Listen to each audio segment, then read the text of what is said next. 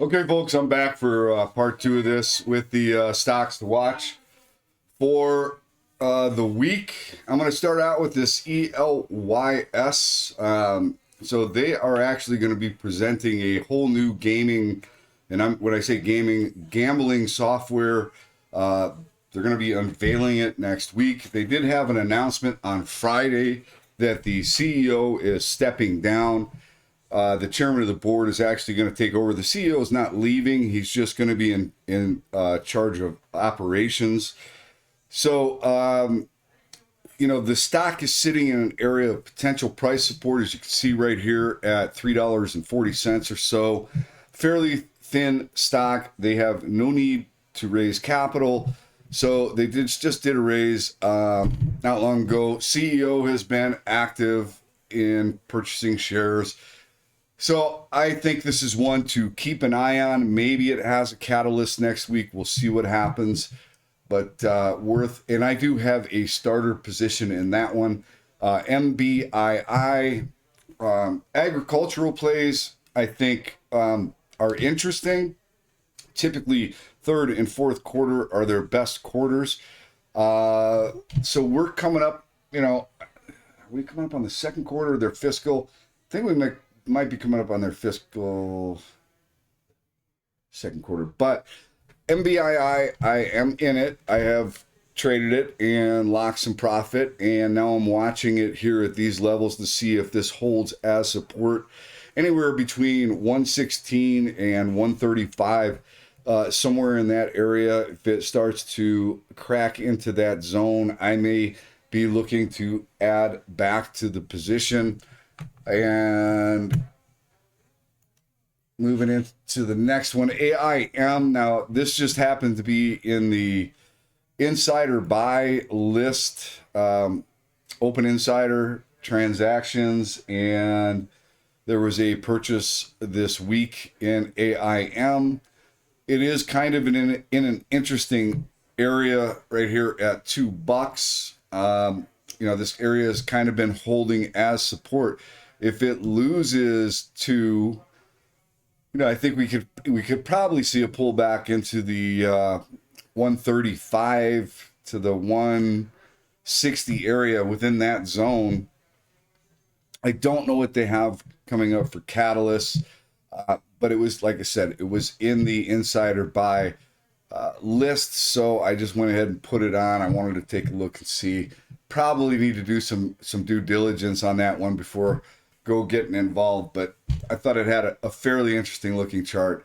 CTOS. Now this is one that I was in, or I'm still in. I have a little lotto position left. Had a beautiful move in this one. Kind of got involved over here in the $354 range, and did get out of most of it. Have a little bit of a position left, pulling back, testing maybe the 750 area. If that does not hold, I think potentially we could come down and test the 50-day right around $7. We lose $7 though. The next area of fairly decent support would be somewhere around maybe $5. And on a pullback to $5, I would be inclined to add back to CTOS and build a more substantial position in that one. That is a rental company that rents like the big trucks for specialty trucks for construction. Think about 5G and putting up towers and stuff like that. They just did it was actually called Nesco, and they merged with CTOS is, I can't remember what, hold on a second. Custom Truck One Source, right? So they merged and management from Nesco, they're gone. And new management's taken over. Can't remember who it was. I think it was BlackRock. Maybe it was BlackRock and one other big firm that actually funded the merger or the acquisition and bought a ton of shares in the $5 range. So, these companies, BlackRock is not putting up a bunch of money, to make a couple of bucks, right? So I think that level, that $5 level, if it were to pull back there, I think it would be defended well. And that's why I would be looking to add probably pretty decent size in that area. IMRA, I believe these guys also had an insider buy. Not crazy about the chart, actually. Looks like it looks like we actually just took out some new lows. So we don't know where the support is on this, but there was an insider purchase. That's why it's on the list. I don't like the chart. Would have to do a lot of due diligence on that one, but ANIX, and I don't think it was that significant of a purchase. I could be wrong. Let me see.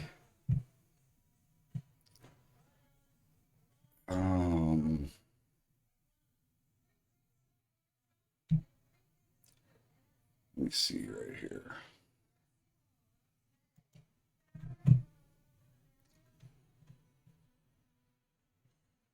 There was one insider purchase that was fairly significant. I can't remember who it was.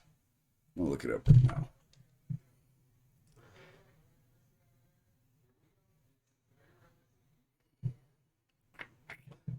That was so it was IMRA. 1.6 million shares purchased at $6 a share, and that was by a director. So it actually was a pretty significant insider buy, and I guess that's why I put it on the list. But not super crazy about that chart, right? I mean, he did pick it up at $6, trying to defend it, but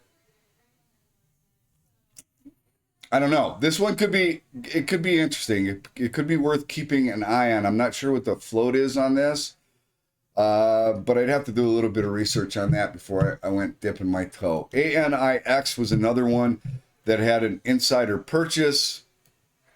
You're sitting right on top of the 50 and the 200-day moving average at 350, basically. Could be an interesting spot to keep an eye on this one. It's fairly small float, 22 million shares in the float. Not sure if they've got any catalysts on the horizon, but can tell you this, this $5 to $7 area, or actually let's call it $6 to $7 area, that's been a big resistance area for multiple years, right? So if you can take that out with any kind of authority, this could be a fairly significant base that it would be breaking out from. So let me go back to the daily time frame here. So we are sitting, that was the 200 week and 50 week that it was sitting on, and we're sitting right here on the 200 day, right? So kind of an interesting spot for this one. AUUD, recent winner. I kept some lottos. I sold some shares when it had the big run. And now we've pulled back. We've gotten cut in half, basically, from where it has gone. I love the technology on this company. What they do is they have a artificial intelligence product that they can provide the radio stations that would enable them to sell subscriptions and not have commercials locally, right? So you could listen to your local broadcasters, and you can listen to the local news. You don't have to listen to any of the radio or any of the ads. So it's a really cool technology. They had a couple of radio stations that signed up with them, and that's what the big spike was. And then they also have improved their software. So couple of interesting things going on there. Now I have a meeting scheduled with the CEO of AUUD on Tuesday. This will be it's the founder, chairman of the board and founder. This will be the third time I've met with them. Very impressed with them in the first two meetings, obviously, because I decided to get involved in the stock. And I do believe that the reason why I scheduled the meeting was I want to see you know, a lot has happened. I want to kind of get a feel for how they're feeling. It's got a very small float. The founder has got $1 million in this thing at $4 a share, right? And we're now back down to what, 380 is where we closed on Friday. So I would, you know, if we get back down to, you know, $3 or less, I am going to be rebuilding my position. So my lottos that I'm holding on to right now, I bought at, I think, 275 or somewhere in that area. So, you know, we get back down to 3 or less, I'm going to be rebuilding my position in AUUD. And I will, of course, give the pro members an update of how the meeting goes on Tuesday. MOGO. Spoke to the CEO on Friday for about an hour on the phone. I think of all the fintech names, this is one of my favorites because it's being, I think it's being taken down because it's being viewed as a crypto play. For the pro members, I posted a video of somebody else that actually did some coverage on MOGO, put out a video. I happen to agree with the guy's thesis, and that's why I posted it in the room. You guys can take a look. But, you know, they've got a couple of things that could be coming up as catalysts. Number one, they're going to have a trading platform like a Robinhood that they're going to be rolling out in the near term. They are a fintech company. They are not a crypto company. Now, they did buy 40% of CoinSquare in Canada, and I think that's why, you know, it's getting taken down with all of the crypto names, because a lot of these crypto plays, you know, because Bitcoin and all these things have been hit so hard, their revenues likely are going to suffer. MOGO's not going to suffer from that. So I think once those numbers come out and people start to understand the story better, this trades at a very small multiple compared to its peers. So I like MOGO. I like it on a pullback. You know, right now we're testing the 200-day moving average. Could we, you know, we've actually kind of closed below it, but if we wind up flushing in this thing, I do have a small position that I've started. I kind of anticipated that maybe we were going to see some weakness in this name. I hope it goes to $2, right? In all actuality, because I'd like to build a sizable position in MOGO. We'll see what happens. They're well funded. They don't need to do a cap raise. So they've got other programs that they're rolling out. I like the story, and I like the look of, well, actually, I'm not super crazy about the way the chart looks right now because we're breaking out of this box that it's been trading in. We're losing support. We're about to lose maybe the 200-day, but that's what creates those flushes and those panic sells, right? So how many stops are being placed right below the 200-day moving average, right? So if we get a flush, I'm going to get not super aggressive, but I probably will get aggressive and add to my position in MOGO. And these are all, you know, that's more of a long-term hold type play for me. DS, now this is one that I've been in and out of several times. And so they had news I thought was pretty interesting last week. Now these guys are coming out with it's a bar with a like a putting green, right? Or actually not, it's putting green. It's like but it's an actual little bunch of courses, right, of putting greens within the bar. McElroy is taking a position in this company that came out on Monday. Or no, it came out last week, that him and his investment team are taking I think it was a 10% position in the company. They're getting ready to roll out open some of the locations. I think the first one is in Dallas. So Rory McIlroy, I thought that that was a pretty interesting. Now they signed a deal with him a little while back as a, I guess, a brand ambassador, but now it looks as though he's now becoming part owner, right? And I thought that was pretty interesting development. So I like where the stock is sitting right now. It's not really a thin stock, 89 million shares in the float. They did an offering priced at about, that was in January, priced at $2.50, right? So if I can get this thing at $2 or less, I will likely start adding to the position. I just have some lottos left. And that's really primarily just so that I don't forget about it and keep it on my radar. But this is another one that I happen to like on a, close to 2 or below 2, I am going to be adding to my position. DPW. So DPW is, that one is kind of linked to the crypto space as well. CEO has been actually pretty aggressive in picking up shares. I think it's at an interesting area. This is not one of my, it's super thin. This is a super, super thin stock.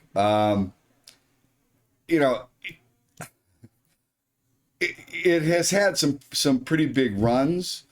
They actually have some decent, it's a holding company, and they have some decent divisions within that company. I kind of like it. This is more of a high risk, lottery type play. A pullback to $1.50, $1.40, anywhere under $2, and I might look to take a starter position in DPW.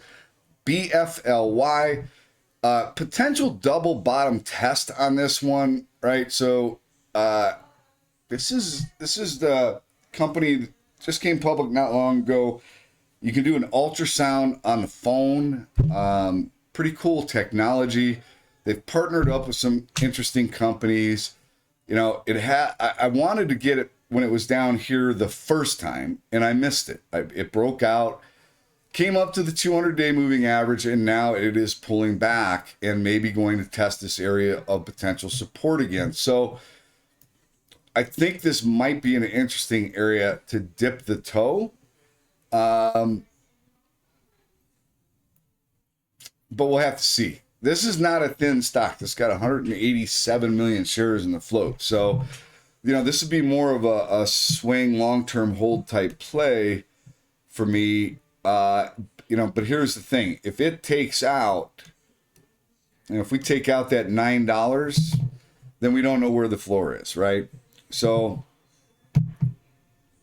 this one I'm going to keep an eye on, because I do like the technology, but I am not going to be, aggressive in that double bottom area. I might pick up some shares, but I'm not looking to get all that aggressive. CANF, I've been watching this one primarily because of they have 2 phase 3 studies coming out, results fairly soon. I have to look at Farm Catalyst, but it's been basing for quite a while, and I don't know. I'm contemplating maybe doing a little something if it pulls back into the $2 area. But I like the base that has been forming here for quite a while, and if it can take out 250 with some conviction, this could get a nice little pop. So it's on my radar. I haven't taken it yet, but I am considering taking a starter. DTST, I met with the CEO 2 weeks ago. Really good guy out of New York. Very interesting business. Kind of a twist on the data center business. I'm not going to go into all the details here, but this thing had an amazing run. So I met with him. I was trying to get a fill at, I think, 550. I had a limit buy put in, and it never got filled. And then it went on this run to $13, and now it's coming back down. It's testing this area again. So I am actually getting an opportunity to dip my toe, and I am going to get a starter. I'm looking at this as more of a long-term hold play. They don't need to do a cap raise. However, CEO said, look, if the right opportunity were to present itself for an acquisition, then they may have to do a cap raise. And I'm okay with the cap raise if it's for something that's accretive and if it is not, attached with warrants and preferreds and a bunch of other, dilutive stuff. I'm okay with that. And I think this is an interesting one to keep an eye on. They just uplisted to the NASDAQ from, the pink sheets or the OTC board. And this one could be very interesting to keep an eye on. CRKN.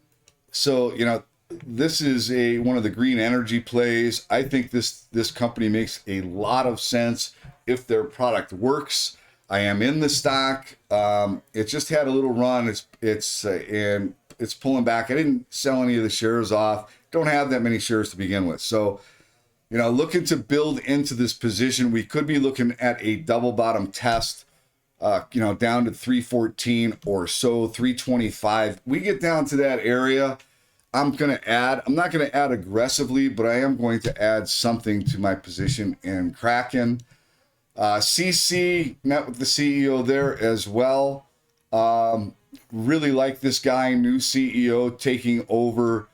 Has a plan, has a vision, wants to get rid of some of the non-performing, they're consistent, but they're never going to be a high growth sector for them. And, wants to look at some proprietary technology and so forth. He's got a strong balance sheet. And this guy was just a bundle of fire, man. He was a smart guy, very smart guy, and has a plan, and he wants to grow. He wants to grow the company. So I like this story. It's clean. It's a clean air story, but they could be clean air, they could be clean water, they could be clean a lot of different things. And he loves his engineering department. So this is one that would be more of a long-term hold green type play. I have just a little tiny starter in it because I was anticipating a little bit of a pullback. If this thing breaks down to 650 or so, I'm probably going to start dipping. And if we get down to $6, 590, somewhere in that area, I'm going to add, right? So long-term hold type play. I'm betting on the new CEO. He's been in since, I believe, July. I usually like to wait a couple of quarters because you got those kitchen sink quarters where they throw everything bad that they can throw in because you can blame it on the former guy, right? The former CEO. So,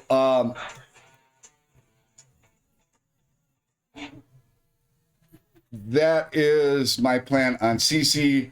I do want to build a position in it and pulling back to 650, anywhere between 590 and 650. I'm probably going to add to my position. LPTH is one that I've traded several times. I have a position in it now. I have added a little bit to it.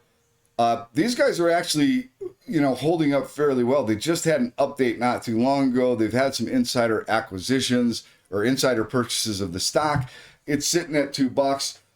Essentially, if it breaks below 2, if I get some kind of a flush, I'm probably going to add to my position there. I'd love to get it at $1.50, and then I'll just hold it.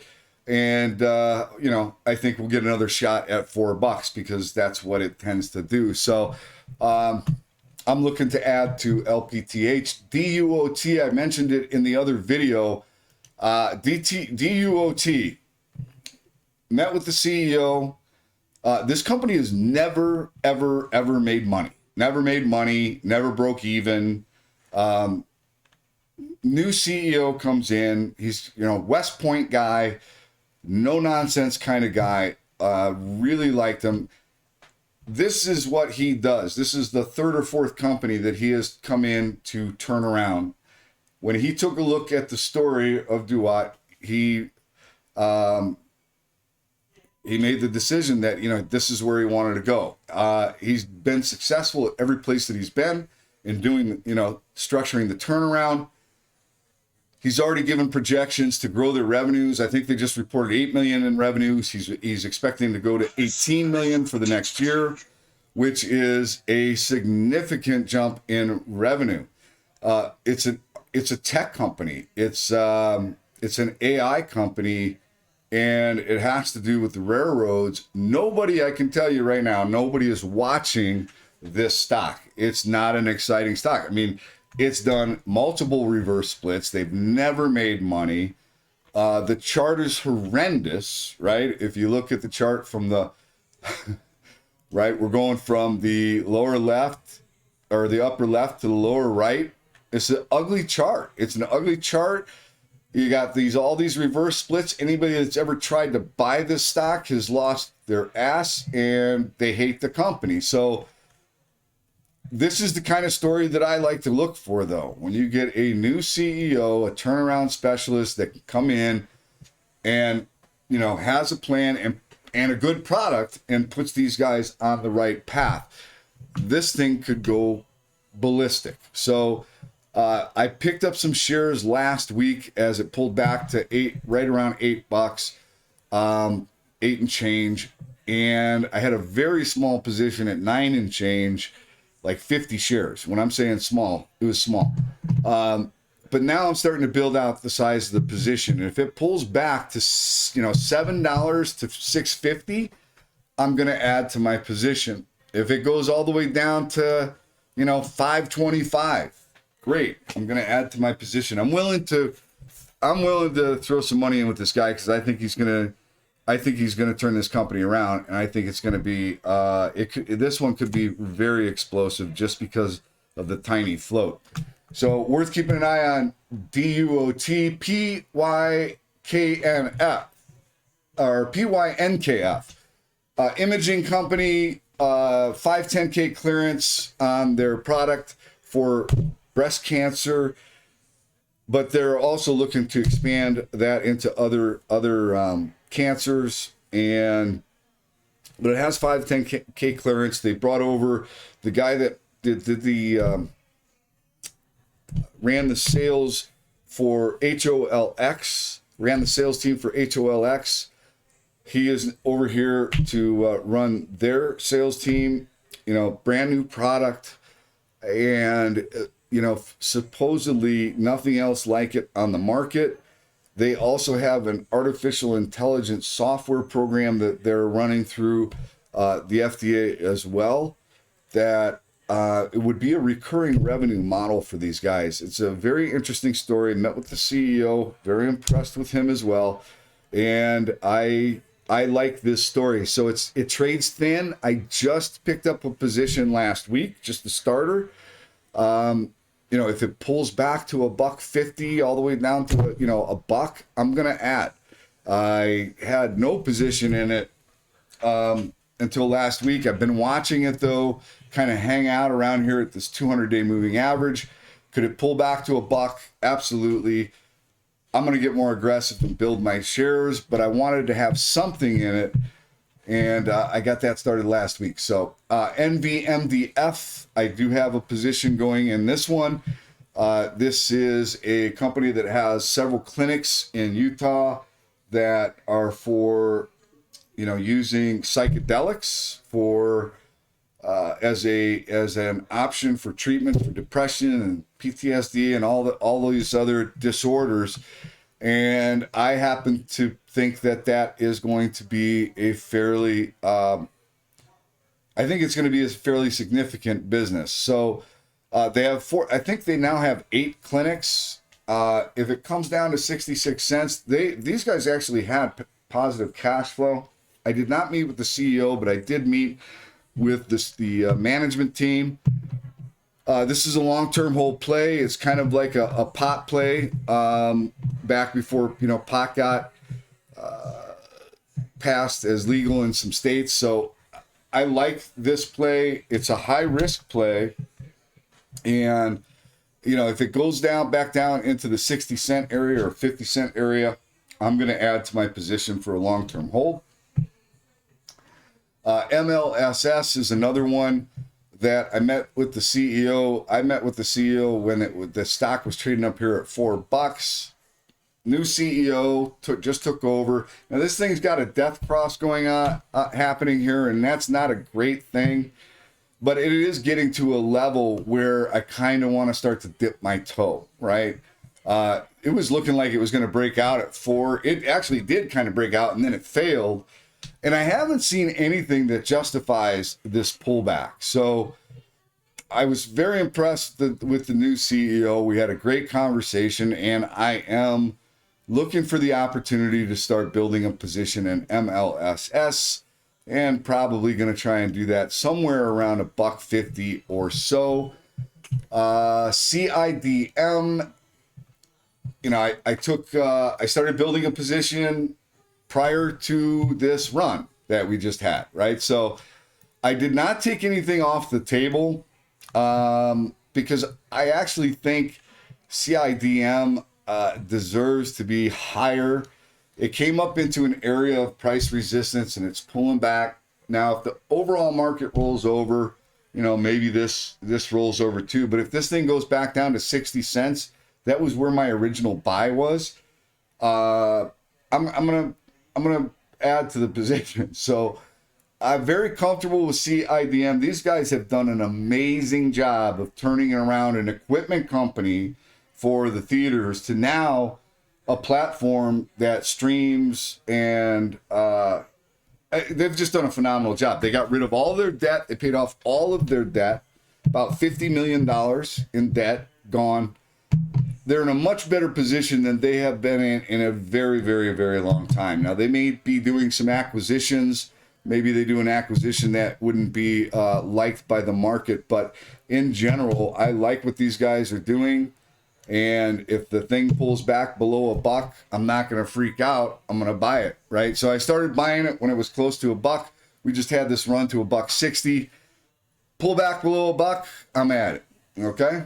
And that is it. That is my list for this week. It's going to be an interesting week. We've got earnings. Let's see how this plays out. Let's see what the temperament of the market is. Like I said, you know, a lot of these sectors don't look all that great. I want weakness, right? I want weakness. So I would love to see the, you know, fear in the streets. I want to see some of these companies that I've been following for quite a while. I'd love to see them pull back and be able to take advantage of those dips. So, that's it. Be careful out there. You know, just because something looks cheap to you does not mean that it cannot get cheaper, okay? So don't be overly aggressive. And also, remember what I said earlier, and I think of the other video, if you have profits, if you're sitting on profits, lock some of those profits, right? Build some cash, get some dry powder, and lock the profits. You don't have to sell it all, but lock some of your profits, okay? All right, fantastic. Pro members, I will see you first thing in the morning. And the rest of you, good luck trading this week. And I will see you sometime soon. All right. Have a good night, everybody.